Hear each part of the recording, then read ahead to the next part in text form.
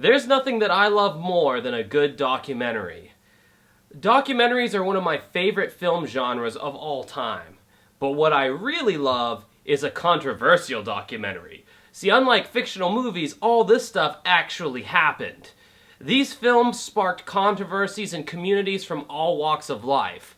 From food to music to religion, these are 10 of my favorites. This is the Overstimulation Station. Number 10. Welcome to Leith. This is a documentary about a small town in North Dakota called Leith. And when I say small town, I mean the population was about 25 people. Some background is given about the town and how they welcome newcomers with open arms, because essentially it gives them someone new to talk to. The shit begins to hit the fan when a notorious neo-Nazi named Craig Cobb quietly moves into Leith and starts buying up a bunch of property. As the documentary unfolds, it becomes clear that Craig Cobb is trying to transform Leith into the birthplace for the next white nationalist uprising. When the residents of Leith catch wind of Cobb's plans, a huge standoff ensues between the people of Leith and members of the white nationalist movement. This documentary is as unsettling as it is compelling. I won't spoil the ending, but this film is definitely worth a watch. Number 9. Food Inc. Food Inc. is a documentary examining America's food industry. This film dives deep into factory farming and how they implement the cheapest, most crude practices possible to save money, even if that means the customer is harmed. I felt like this documentary really kickstarted a lot of what we see now on the labels of food products. Terms like cage-free, antibiotic-free, and pesticide-free were terms that I never remember seeing until movies like this started coming to the forefront. Food Inc. shined a spotlight on many practices that the everyday consumer, including myself, were in the dark about. For example, corn-fed cows eventually produce a strain of E. coli that is vaccine-resistant. Fast food restaurants like McDonald's were a big cause for the proliferation of factory farms. Monsanto is an evil corporation who found a way to trademark soybeans. All this and more can be learned from this film, and your faith in humanity can die a little more in the process. Number 8. Capturing the Friedmans. They're gonna put me in the movies. This documentary started off as a film about birthday clowns. All that completely changed when filmmaker Andrew Jarecki discovered the dark history of New York's most popular birthday clown, David Friedman. David Friedman's father, Arnold Friedman, seemed like he was the perfect role model. Arnold Friedman taught piano classes. Arnold Friedman taught computer classes. Arnold Friedman was a pedophile who was charged with multiple counts of child rape, molestation, and endangerment. Oh, and his son Jesse was also charged with those same crimes. If you've ever wanted to be a fly on the wall when a family completely breaks down, give this movie a watch. Number 7. The Decline of Western Civilization Part 2. The Metal Years. This documentary encapsulates the Los Angeles glam rock scene from 1986 to 1988. They talk about these big famous bands tearing apart hotel rooms and stuff, and the only time we've ever been able to stay in a hotel room, we tore the shit out of it, but it just came natural. And all the sheer stupidity, misogyny, and excess that went with it. The movie cuts between interviews of glam metal fans and then to some of the bands that were big in the glam metal scene, such as Poison. I really don't know which group is dumber in this movie, the bands or the fans themselves. It's crazy to think that this was the most popular thing in our culture at one point. I mean, don't get me wrong, I love the fact that at least rock music was on the top of the charts, but the guys in these bands are so embarrassingly dumb. The film showcases some burnouts like Chris Holmes from Wasp in this now infamous scene. Well, I'm a full-blown alcoholic. And why I drink is because, look, what? What? But why do you drink, Chris? Because it makes me happy. Steven Tyler and Joe Perry of Aerosmith talk about all the coke they've done, and Gene Simmons from Kiss... When we first started doing this stuff, we didn't really talk about head banging. We talked about girl banging or gang banging or anything but head banging. That doesn't seem very nice to do. Well, yeah, that speaks for itself. It has been said that this movie helped end the glam metal movement of the 1980s by turning a mirror on all the irresponsible and excessive behaviors going on within these bands. Whatever the case, I'm glad this era is in the past. Number 6, Supersize Me. A Pizza Hut, Kentucky Fried Chicken and a Pizza Hut. McDonald's, Kentucky Fried Chicken and a Pizza. The documentary Food Inc. went after America's abysmal food industry practices. Supersize Me decided to focus on just one restaurant, McDonald's. Not only was this an insightful documentary into the eating habits of American children and adults regarding fast food, it also posed a challenge. Could filmmaker Morgan Spurlock survive on eating only McDonald's for 30 days? Along Morgan's journey, his health vitals are taken and recorded. As he progresses through the film, his physical and mental health go into a severe decline.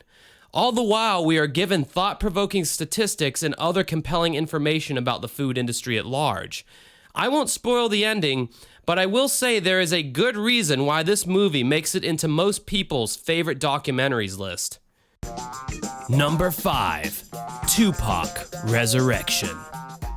Tupac Resurrection is about the life and death of rapper Tupac Shakur. This film is beautifully put together from images, video clips, and interviews that were all somehow narrated by the late Tupac. I can't imagine how long it must have taken to splice together audio from all the various interviews Tupac did to compile this narration track, but it really does feel like Tupac is still alive and telling you his story firsthand. Through watching this film, the viewer gets to see just how intelligent, thoughtful, and deep Tupac really was as a person and as an artist. If you are at all a fan of great storytelling, give this movie a shot. Number 4, Paradise Lost, The Child Murders at Robin Hood Hills. In a statement given to the police and obtained by a Memphis newspaper, 17-year-old Jesse Miskelly allegedly confesses to watching 2 other suspects choke, rape, and sexually mutilate 3 West Memphis second graders. Paradise Lost is about 3 little boys who were murdered and sexually mutilated, supposedly by 3 teenage boys who would later be dubbed the West Memphis 3. Jesse Miskelly, Jason Baldwin, and especially Damien Eccles would later reach almost celebrity-level notoriety for their trials and tribulations during the investigation of these murders. This is the first of 3 documentaries about the case, and it becomes pretty clear that these boys were scapegoated by this small town in Arkansas. Detective Gary Gitchell tied the murders to satanic ritual, and since these boys listened to heavy metal and dressed in black, they became easy targets in this small redneck town. It would take longer than the length of this video for me to really dive into all the drama and controversy surrounding this case, and I don't really want to spoil anything for you either. This documentary is a must-watch. Number 3, Living with Michael Jackson.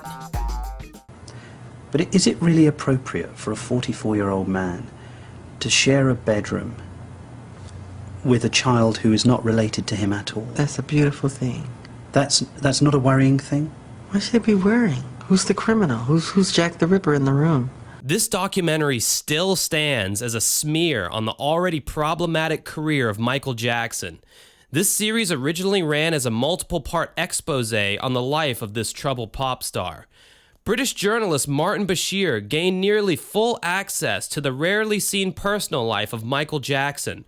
For 8 months, Bashir would chronicle Jackson's life around his lavish Neverland Ranch, his frantic excursions across Europe, and his extravagant spending sprees in Las Vegas. During all of these events, Bashir would question Jackson about his childhood and about his various legal troubles, but it didn't stop there. Bashir leaves no stone unturned as he questions Jackson about his childhood, plastic surgery, skin color change, abusive father, music career, sex life, and everything in between. The Jackson estate was none too pleased when this documentary was released, claiming that it was exaggerated and sensationalized. Bashir stood by his work, stating, quote, "I don't believe that I've betrayed Michael Jackson at all. I agreed that we would make an honest film about his life. The film was fair to his musical achievement and gave him every opportunity to explain himself. I'm not accusing anybody of being a child molester or a pedophile," end quote. I love the myths and legends that surround Michael Jackson, and this documentary really scratches that itch. Number 2. Bowling for Columbine. Before Michael Moore became written off as an ultra-left-wing radical, he made a documentary called Bowling for Columbine. Michael Moore's style of documentary filmmaking ranks very high with me, but this movie is his opus as far as I'm concerned. Released in October of 2002, Bowling for Columbine is Michael Moore's take on why there is so much gun violence in the United States and what might have caused the 1999 Columbine school shootings.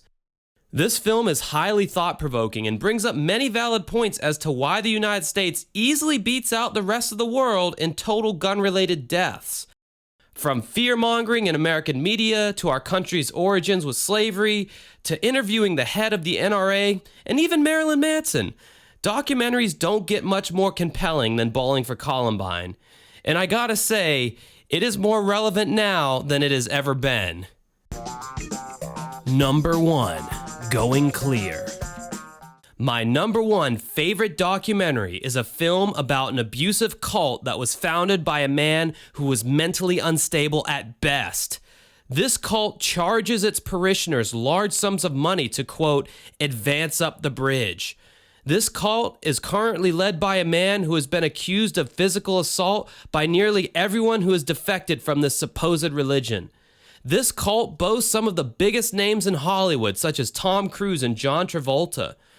Of course, I am talking about the cult of Scientology. I don't know why I have been so fascinated by this so-called religion, but I can't seem to get enough of it. This documentary chronicles every significant aspect and event of Scientology, from its founder L. Ron Hubbard, to the church's strong-arm tactics, to the many people who have left the church. Rarely do you get such an in-depth look into the madness of a religious cult. This documentary first aired in 2015 on HBO and has gone on to win numerous awards. If you want to know what crazy looks like, strap yourself in and give this one a watch. You won't be disappointed. So there you have it. The 10 best documentaries of all time, in my opinion. Now, I know there are other documentaries out there that I haven't yet seen that are supposed to be really great, like Hoop Dreams and The Act of Killing, but these are the ones that I've seen, and these are the ones that I thought were great. And I've seen a lot more than these, actually, but these are the 10 that I really feel like are worth your time. What do you think? Do you agree with my selection? What are your top 5, top 10, top 20, what the hell? Let me know in the comments below, and let me know if there's anything I left out, or if you disagree with anything on my list. I would love to hear what you have to say. Remember to subscribe and ring the little notification bell, because apparently that's a problem now with people seeing my videos. Until next time, have a good night.